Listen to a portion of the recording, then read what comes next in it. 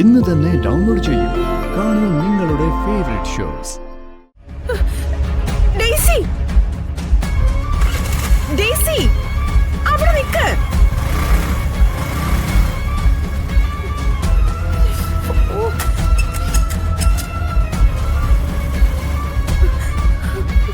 Daisy,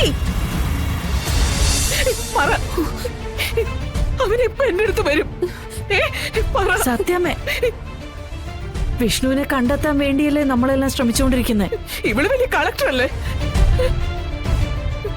എന്നിട്ട് നമ്മുടെ മകൻ എവിടെയാണെന്ന് പറയാൻ അവൾക്ക് പറ്റുന്നില്ല.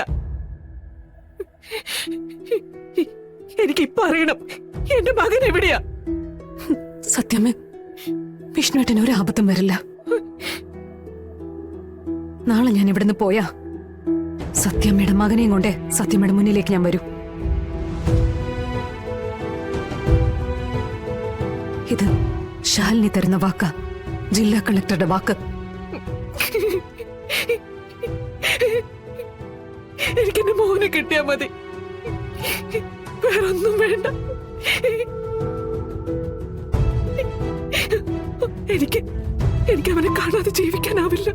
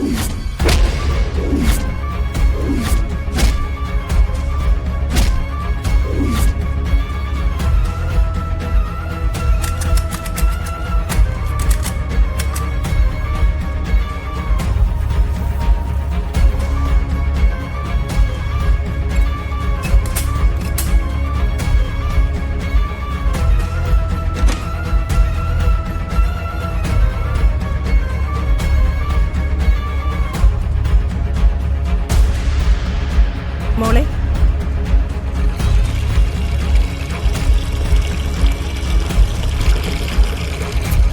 ഇതെന്താ ഈ പൈപ്പ് തുറന്നിട്ടിരിക്കുന്നേ?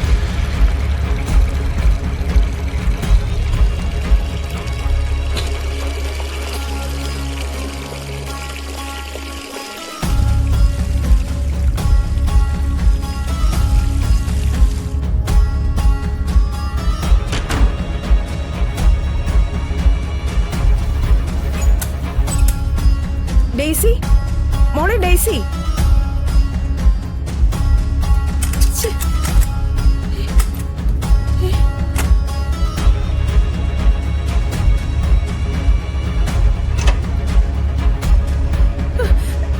ഡെയ്സി, ഡെയ്സി, അവിടെ നിൽക്ക്.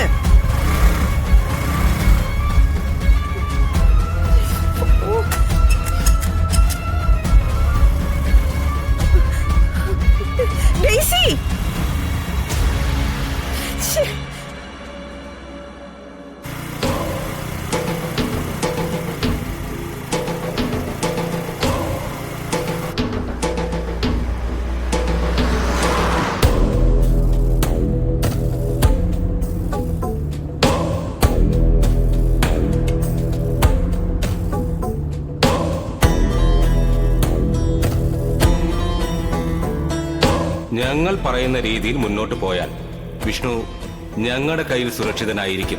പറ, എന്താ നിങ്ങക്ക് വേണ്ടത്? പണം 50 ലക്ഷം രൂപ. നമ്മളെ പോലീസുകാരും ഫോളോ ചെയ്യുന്നില്ലെന്ന് ഉറപ്പല്ലേ? ഇല്ല കുഞ്ഞെ, ഞാൻ ശ്രദ്ധിക്കുന്നുണ്ട്. ആ, ആരെങ്കിലും ഫോളോ ചെയ്യുന്നതായിട്ട് തോന്നി എന്നോട് പറയണേ. ആ, പറയാം.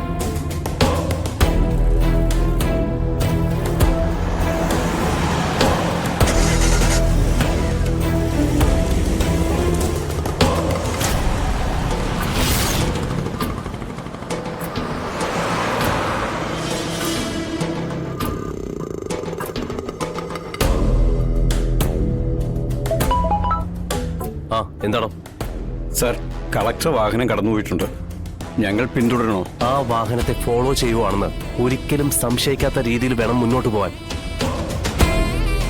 സംശയിച്ച ഈ ഓപ്പറേഷൻ സക്സസ് ആവുകയില്ല.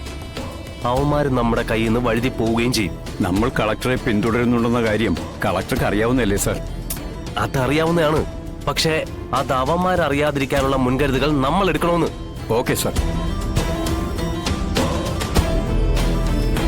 കളക്ടർക്ക് പിന്നിൽ നമ്മൾ ഉണ്ടെന്ന കാര്യം അറിയാതെ വേണം നമ്മൾ മുന്നോട്ട് പോകാൻ.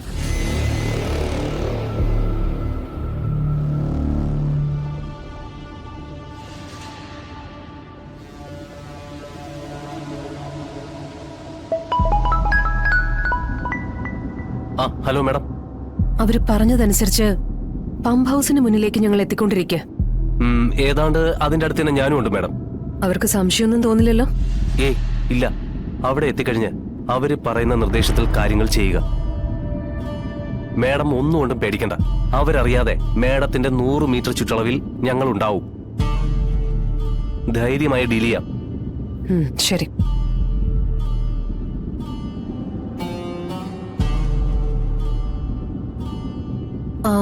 പമ്പ് ഹൗസിന് മുന്നിൽ കാറ് നിർത്തിയാൽ മതി.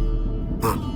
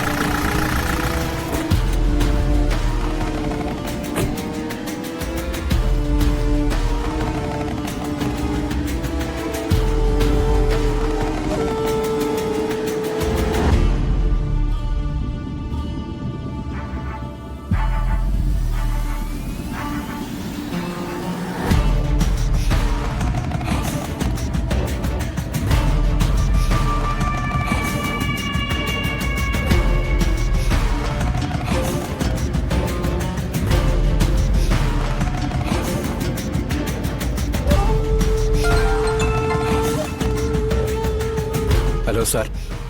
നിങ്ങള് കാറ് കുറച്ചുകൂടെ ബാക്കിലോട്ട് കയറ്റിയിടും.